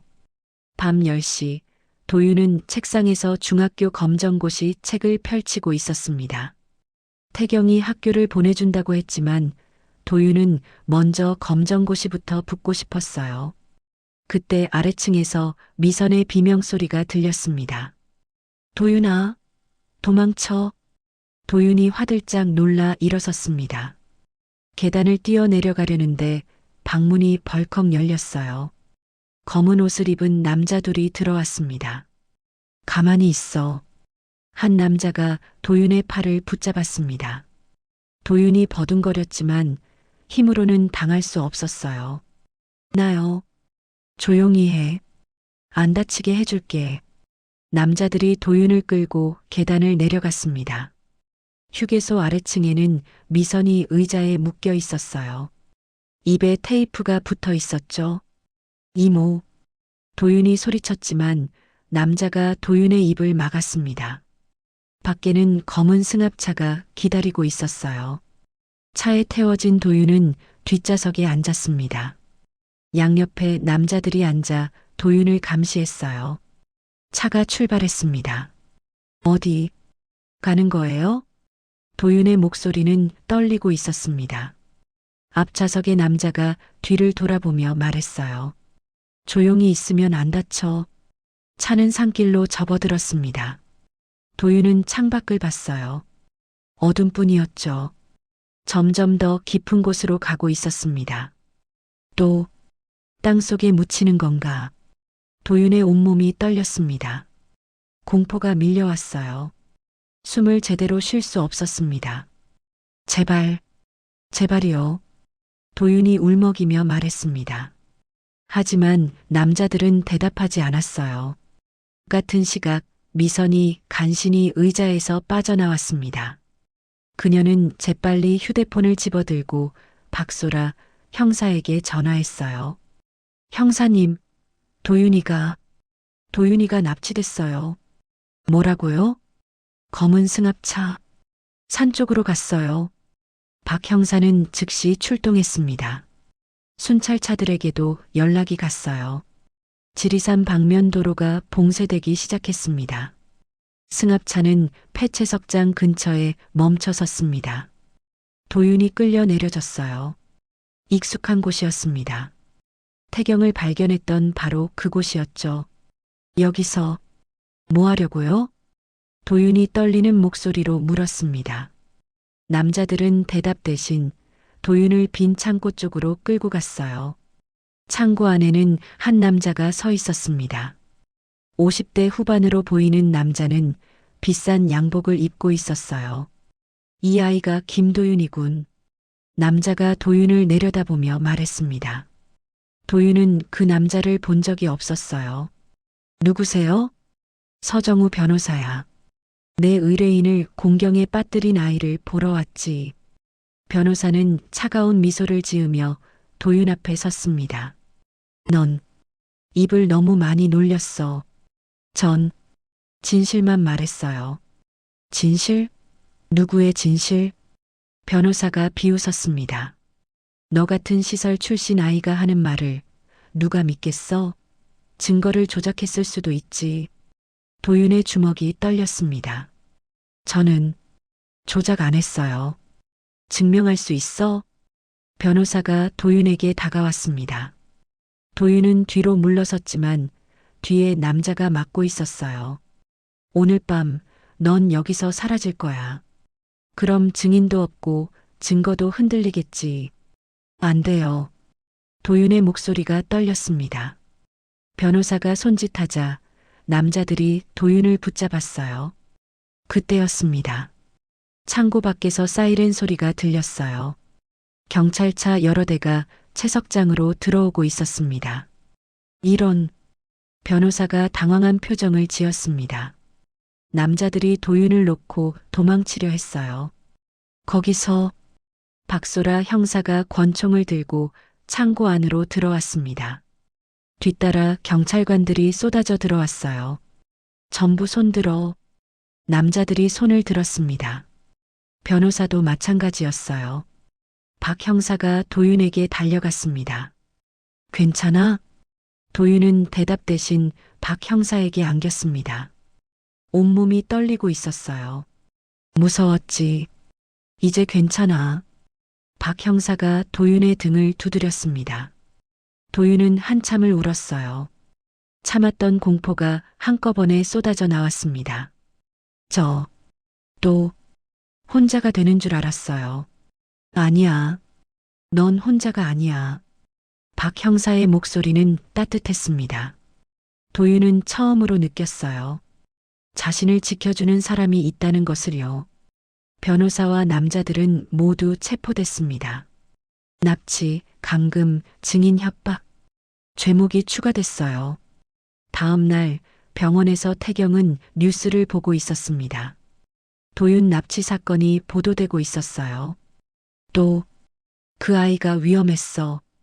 태경의 목소리는 떨리고 있었습니다. 민수가 옆에서 말했어요. 이제 안전합니다. 서정우 측 변호사까지 체포됐습니다. 그걸로는 부족해. 태경이 휠체어에서 일어서려 했습니다. 다리가 휘청거렸지만 민수가 재빨리 붙잡았어요. 회장님, 아직 무리예요. 괜찮아. 도윤이 만나러 가야 해. 태경은 이를 악물고 걸음을 옮겼습니다. 천천히 하지만 단단하게요. 오후 태경은 미선의 휴게소로 도윤을 찾아갔습니다. 도윤은 2층 방에서 창밖을 바라보고 있었어요. 노크 소리가 들렸습니다. 문이 열리고 태경이 들어왔어요. 지팡이를 짚고 있었지만 스스로 걷고 있었습니다. 회장님, 도윤이 놀라 일어섰습니다. 태경이 도윤에게 다가가 앉았어요. 괜찮아? 네. 형사님이 구해주셨어요. 태경은 도윤의 얼굴을 찬찬히 봤습니다. 눈가에 다크서클이 짙었고 얼굴은 창백했어요. 미안해. 왜요? 내가 널 위험하게 만들었어. 태경의 목소리는 떨리고 있었습니다. 도윤은 고개를 저었어요. 아니에요. 제가 선택한 거예요. 넌 16이야. 선택할 나이가 아니야. 그래도 후회 안 해요. 도윤의 말에 태경은 아무 대꾸도 하지 못했습니다. 한참을 침묵하다가 태경이 조심스럽게 물었어요. 도윤아, 내 엄마는 어떤 분이셨니? 도윤의 눈이 커졌습니다. 갑작스러운 질문이었어요. 왜? 그걸 물으세요? 그냥 궁금해서. 태경의 목소리는 떨리고 있었습니다. 도윤은 잠시 생각하다가 대답했어요. 잘 기억 안 나요. 어렸을 때 돌아가셨거든요. 그랬구나. 태경의 눈가가 붉어졌습니다. 그는 손으로 눈을 가렸어요. 회장님, 괜찮으세요? 응, 괜찮아. 그냥 먼지가 들어가서. 태경은 일어서며 도윤의 머리를 쓰다듬었습니다. 도윤아, 조금만 더 기다려.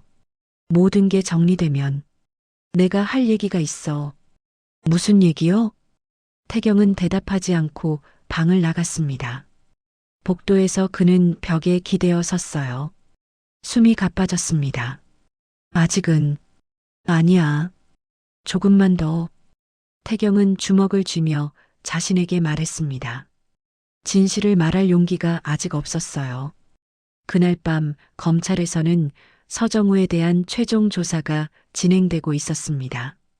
납치교사, 증인 협박까지 죄목이 추가됐어요. 서정우 씨, 이제 끝입니다. 더 이상 변명의 여지가 없습니다. 검사가 단호하게 말했습니다. 정우는 고개를 떨구고 있었어요. 전 회사를 지키려 했을 뿐입니다. 회사가 아니라 자신을 지키려 한 거죠. 검사가 서류를 덮으며 말했습니다. 강태경 회장 살인미수, 특정경제범죄 가중처벌법 위반, 증인 협박 및 납치교사. 구형은 20년입니다. 정우의 얼굴이 하얗게 질렸습니다. 한편 도윤의 방에서는 미선이 따뜻한 차를 끓여주고 있었습니다. 이제 끝났어. 진짜 끝났어. 미선이 도윤의 손을 잡으며 말했습니다. 도윤은 고개를 끄덕였지만 표정은 여전히 불안해 보였어요. 이모, 전 정말 혼자가 될 뻔했어요. 근데 안 됐잖아. 형사님도 있고, 나도 있고, 회장님도 있고. 왜? 다들 저를 도와주는 거예요? 미선이 도윤의 뺨을 살짝 꼬집었습니다. 사람 살리는 건 심장보다 마음이거든. 무슨 뜻이에요? 넌 사람을 살렸어. 몸만 살린 게 아니라 마음도 살렸어. 회장님 마음도, 형사님 마음도, 내 마음도. 도윤은 미선의 말을 곱씹었습니다. 그리고 처음으로 미소 지었어요. 고마워요, 이모. 뭐가? 미선이 웃으며 도윤을 안았습니다. 도윤은 따뜻한 품에 안겨 처음으로 안심했어요. 이제 정말로 혼자가 아니었습니다. 사건이 종결된 지 사흘째 되던 날, 도윤은 병원 복도 끝 벤치에 앉아 있었습니다. 손에는 미선이 사준 따뜻한 옥수수차가 들려 있었고 그 온기가 손바닥을 통해 천천히 가슴까지 스며들었어요. 창밖으로는 겨울 햇살이 희미하게 비쳤지만 도윤은 그 빛이 어제보다 조금 더 따뜻하게 느껴졌습니다. 태경은 휠체어에 앉아 창가에 서 있었습니다. 그의 손은 여전히 미세하게 떨렸지만 표정만은 지난 며칠보다 훨씬 단단해 보였어요. 도윤이 말없이 그 뒷모습을 바라보고 있을 때 태경이 먼저 입을 열었습니다. 내 엄마는 어떤 분이셨니? 목소리는 낮고 조심스러웠습니다. 도윤은 옥수수차 뚜껑을 천천히 돌리며 대답했어요. 잘 기억 안 나요. 근데 손이 따뜻했던 것 같아요. 태경의 어깨가 작게 떨렸습니다. 그는 한참을 말없이 서 있다가 휠체어를 돌려 도윤 쪽을 향했어요. 두 사람 사이의 거리는 몇 걸음에 불과했지만 그 공간 안에는 오랜 시간이 쌓여 있었습니다. 나는 내 엄마를 알았어. 도윤의 손이 멈췄습니다. 차 뚜껑을 돌리던 손끝에 힘이 빠졌고 뚜껑이 바닥에 떨어져 대굴대굴 굴러갔어요. 태경은 그 소리를 듣고도 눈을 떼지 않았습니다. 25년 전이었어. 내 엄마는 우리 회사 사무실에서 청소 일을 했지. 나는 그때 바빴어. 사람을 돈으로 받고 누가 힘들어해도 그냥 지나쳤지. 태경의 목소리가 조금씩 갈라졌습니다. 도윤은 입술을 깨물었지만 눈물이 차오르는 걸 막을 수 없었어요. 내 엄마가 임신한 걸 알았을 때 나는 도와주겠다고 했어. 돈을 줄 테니까 병원에 가라고 했지. 근데 내 엄마는 거절했어. 그 사람은 혼자서라도 너를 낳겠다고 했고 나는 그 뒤로 외면했어. 편하게 살고 싶었거든. 도윤은 숨이 막혔습니다. 가슴 한가운데가 무너지는 것 같았지만 동시에 퍼즐 조각 하나가 딱 맞아떨어지는 느낌이었어요. 태경이 자신을 처음 봤을 때 왜 그렇게 놀랐는지 이제 알 것 같았습니다. 죄송해. 태경의 말은 짧았지만 그 안에는 25년의 무게가 실려 있었습니다. 도윤은 고개를 숙인 채 대답하지 못했어요. 눈물이 턱을 타고 흘러내렸고 손등으로 닦아냈지만 계속 차올랐습니다. 나는 내가 필요했던 게 아니라 내가 나를 필요로 할 때 없었던 거야. 그게 제일 큰 죄였어. 태경은 천천히 손을 뻗었습니다. 떨리는 손으로 도윤의 어깨를 가만히 잡았어요. 도윤은 그 손의 온기를 느끼며 처음으로 목소리를 냈습니다. 저는 회장님이 필요한 게 아니에요. 알아. 저는 그냥 할아버지 같은 어른이 필요했어요. 태경의 눈가가 붉어졌습니다. 그는 고개를 끄덕이며 도윤을 꼭 안았어요. 도윤은 그 품에서 참았던 울음을 터뜨렸습니다.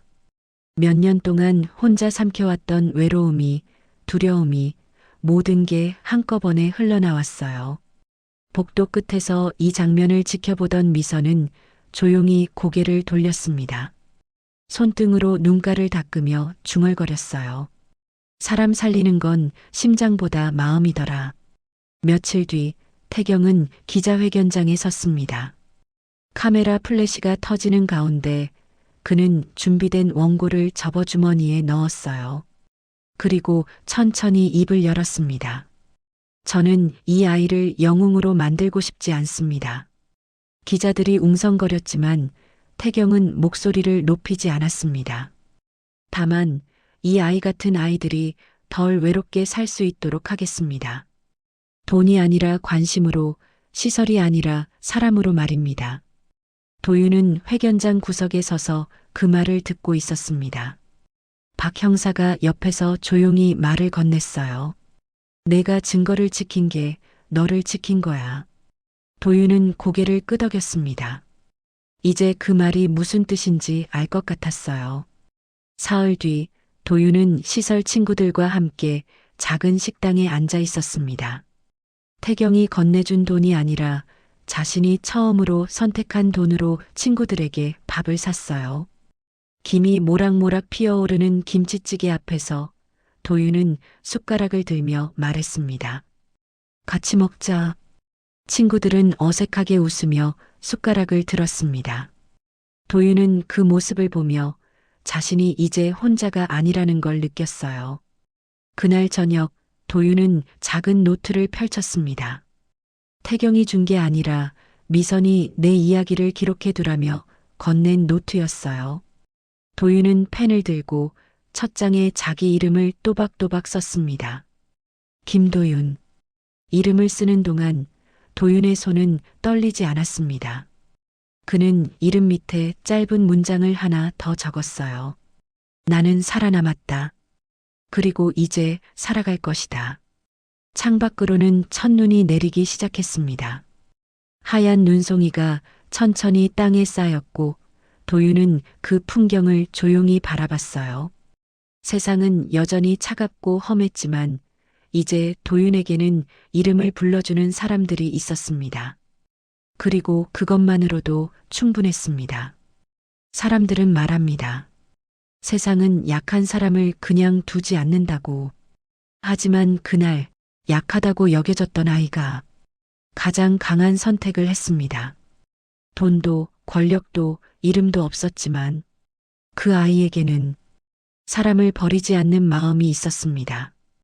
그리고 세상은 그 선택 앞에서 결국 고개를 숙였습니다. 진짜 강함은 위에서 내려다보는 것이 아니라 바닥에서 손을 내미는 것입니다.